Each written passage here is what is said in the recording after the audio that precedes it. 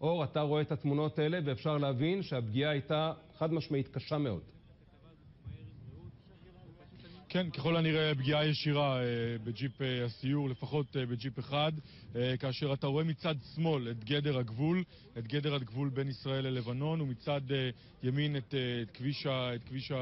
כביש הסיור שעליו נע לבנת הסיור, כפי שזה מכונה, כאשר אפשר לראות את כלי הרכב, את הג'יפים, מעשנים מקדימה, כלומר ספגו פגיעה ישירה ומעלים עשן.